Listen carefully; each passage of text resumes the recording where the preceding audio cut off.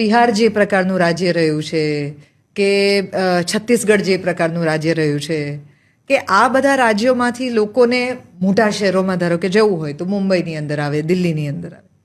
ગુજરાતીઓ તો અહીંથી હંમેશા સીધા વિદેશ જ જાય છે. પાટીદાર સમાજ આફ્રિકામાં જી.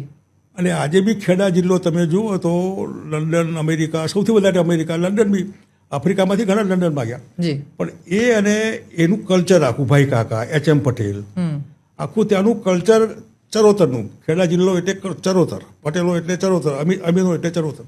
બિલકુલ. આ કલ્ચરે આખું ત્યાં બહાર એના લીધે લગભગ ડેવલપમેન્ટ જેને કહેવાય એ ગુજરાતના લોહીમાં હોય. અહીંનો ખેડૂત બી આધુનિક, અહીંનો વેપારી બી સાહસિક, અહીંની ગરીબી પણ જે બિહાર યુપીના ગરીબ જેવો ગરીબ નથી. અહીંના ગરીબ ફાટેલા કપડાવાળો જોવા નહીં મળે.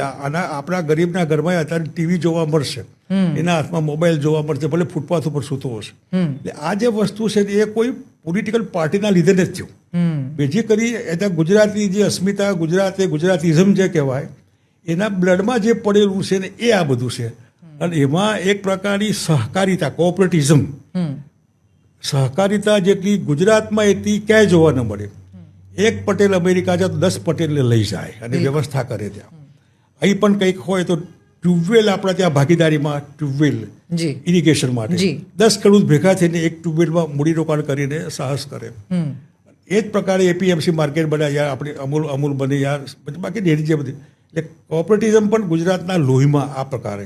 એટલે ગુજરાતના વિકાસમાં ગુજરાતની આવી માનસિકતા, એનું ઘડતર જે ડીએનએ, એ ડીએનએ જવાબદાર છે. પાર્ટીઓ તો જવાની ના આવવાની. કોઈ પાર્ટીઓના લીધે કોઈ વિકાસ થાય છે એવું નહીં.